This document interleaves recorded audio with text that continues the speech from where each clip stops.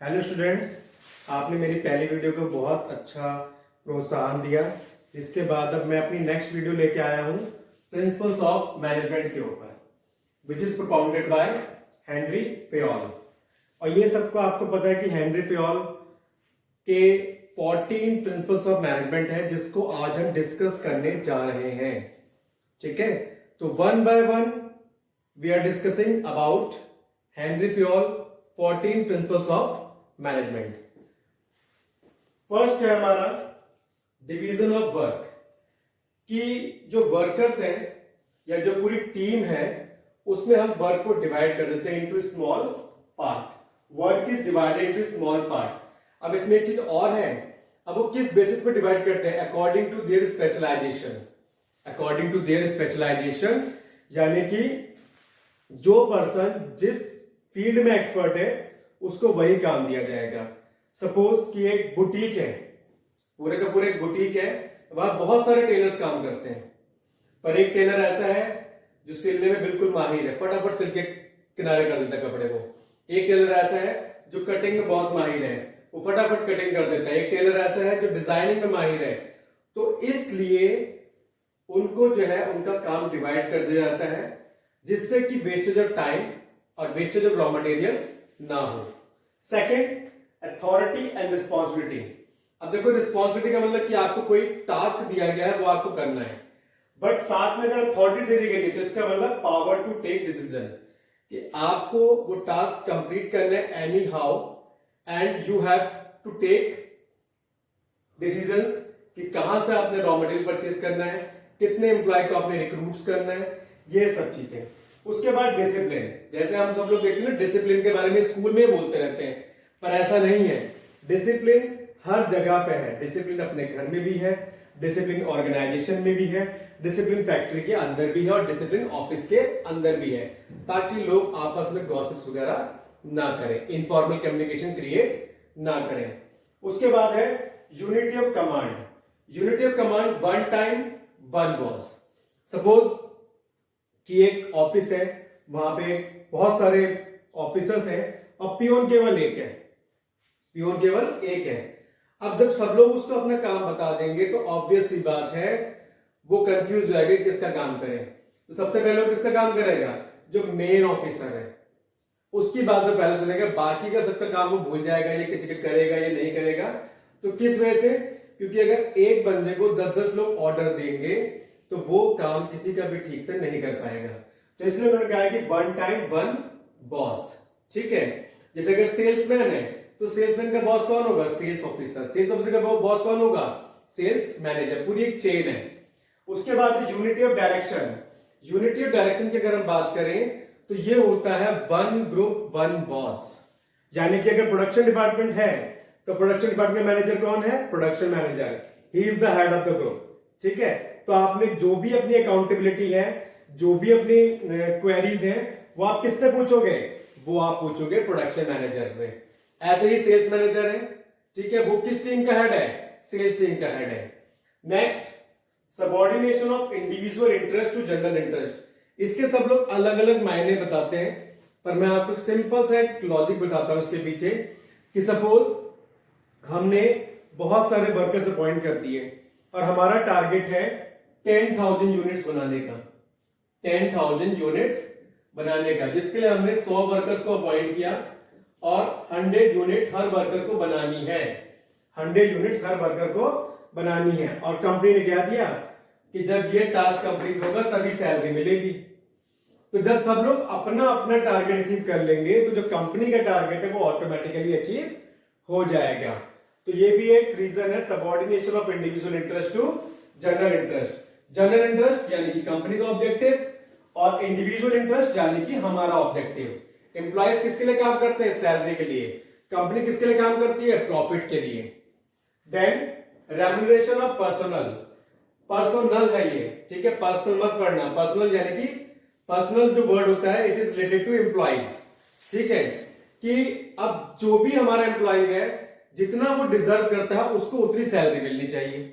जितना वो डिजर्व करता है, जितना वो काम करता है उसको उतनी सैलरी मिलनी चाहिए। तो ये होता है रेम्युनरेशन ऑफ पर्सनल। अब यहां पे बात आती है centralisation and decentralisation. Centralisation decentralisation it is related with authority and responsibility. कि अगर हम बात करें सेंट्रलाइजेशन की, जब हम अथॉरिटी एंड रिस्पॉन्सिबिलिटी केवल टॉप लेवल एम्प्लॉइज में डिस्ट्रीब्यूट करते हैं तो उसको बोलते हैं सेंट्रलाइजेशन। और decentralisation when authority and responsibility flow from top to bottom, यानी कि टॉप से बॉटम तक जब हम अथॉरिटीज और रिस्पॉन्सिबिलिटीज को डिस्ट्रीब्यूट कर देते हैं तो उसको बोलते हैं डिसेंट्रलाइजेशन। अब देखो सबसे इंपॉर्टेंट पार्ट यह है स्केलर चेन। इसका क्वेश्चन अलग से भी आता है 3 नंबर का। अब स्केलर चेन क्या है? ये पूरी एक चेन होती है जिसमें टॉप लेवल से लेकर लोअर लेवल तक के सारे एम्प्लॉइज की चेन बना दी जाती है, तो उसको बोलते हैं स्केलर चेन। और इसके साथ इंटर रिलेटेड है हमारा गैंग प्लैंक। गैंग प्लैंक क्या होता है कि यहां पे एक इन्वर्टेड वी बना दिया हमने क्या बनाया है? Inverted we. और ये मेन ऑफिसर है और ये समझ लो कि ये प्रोडक्शन डिपार्टमेंट है और ये सेल्स डिपार्टमेंट है। अब प्रोडक्शन डिपार्टमेंट में अगर ये प्रोडक्शन मैनेजर है और यहां पे ये सेल्स मैनेजर है, तो अगर कोई भी प्रॉब्लम क्रिएट होती है तो same level of person same level of authority से ही बात करेगा। यानी कि बी पी से प्रॉब्लम सॉल्विंग क्वेश्चंस कर सकता है, बट जो बी है वो आर से बात नहीं करेगा क्योंकि सबसे लीस्ट जॉब पे है। ठीक है, ऐसे ही जो पी है यहां पे वो डी से बात नहीं करेगा। तो ये होता है हमारा गैंग प्लैंक कि मतलब सेम लेवल ऑफ अथॉरिटी से हम प्रॉब्लम सॉल्व करने की बात कर सकते हैं। उसके बाद है principle of order. Principle of order simple सी बात है, everything should be at right place. ठीक है, या right person at the right job. अब किसी ने कहते हैं बीएससी एमएससी कर रखी है, अब वो जाके किसी कंपनी के खाते लिखने बैठ जाएगा तो ऑब्वियस सी बात है कि वो अकाउंटिंग ठीक से नहीं कर पाएगा। या जिसने एमबीए कर रखा है वो जाके कहते हैं लैबोरेटरी में खून टेस्ट करेगा किसी का, तो वो नहीं कर पाएगा। तो right person at the right job, या फिर हम ये भी कहते हैं मटेरियल ऑर्डर कि जो भी हमने काम करना है वो सीक्वेंस में होना चाहिए। वो किस में होना चाहिए? सीक्वेंस में होना चाहिए। ठीक है, उसके बाद है principle of equity. Principle of equity का मतलब क्या है कि हर एम्प्लॉय को हमने इक्वल ट्रीटमेंट देना है, किसी को भी हीन भावना से नहीं देखना है। ठीक है, सपोज कि काफी सारे ऑफिस में क्या होता है, एक बॉय जॉब कर रहा है और एक गर्ल भी जॉब कर रही है, दोनों की क्वालिफिकेशन सेम है, दोनों की पोस्ट सेम है, सब कुछ सेम है, बट जब प्रमोशन देने की बारी आई तो किसको प्रमोशन दिया? बॉय को, यानी कि मेल पर्सन को, कि ये तो कितने बजे भी रोकेंगे हम, ये रुक सकता है, ये हमारे सारे काम कर देगा। तो यहां पे वायलेशन ऑफ इक्विटी हो जाएगा कि मतलब आपने उस रूल को तोड़ा। ठीक है, ऐसे ही बहुत सारे लोग क्या करते हैं कि इस ऑफिस में पियोन है, उसको गलत भाषा से बात कर रहे हो उसके साथ, नहीं, उसको भी अच्छे से बात करो, स्वीपर से भी अच्छे से बात करो, सबके अंदर एक ह्यूमैनिटी क्रिएट होनी चाहिए। उसके बाद है stability of personal. Stability of personal का मतलब क्या है कि जो एम्प्लॉइज हमारे टेम्परेरी हैं, अगर हम उनको परमानेंट कर दें तो उनके दिमाग से डर बैठ जाता है कि हमारी जॉब कभी भी जा सकती है। अब वहां के परमानेंट एम्प्लॉय हो गए तो वो और ज्यादा मोटिवेशन के साथ वहां पे वर्क करेंगे। नेक्स्ट है इनिशिएटिव। इनिशिएटिव का मतलब होता है कि जिसने जो काम किया है उसके काम का क्रेडिट मिलना चाहिए। जिसने जो काम किया है उसको उसके काम का क्रेडिट मिलना चाहिए, तो बाकी लोग मोटिवेट होते हैं। जैसे कहते हैं कंपनी में देखो कि हर महीने जो है एम्प्लॉय ऑफ द मंथ का टैग लगा दिया जाता है। ठीक है, तो यानी कि उसको उसके काम का क्रेडिट मिल रहा है, तो उससे प्लस पॉइंट क्या होता है कि अनदर जो पर्सन होते हैं वो मोटिवेट होते हैं उसके साथ वाले। ठीक है, उसके बाद आता है हमारा सबसे इंपॉर्टेंट जो सबसे लास्ट में है Spirit D corps. Spirit D corps यानी कि team spirit. Spirit D corps का मतलब क्या है?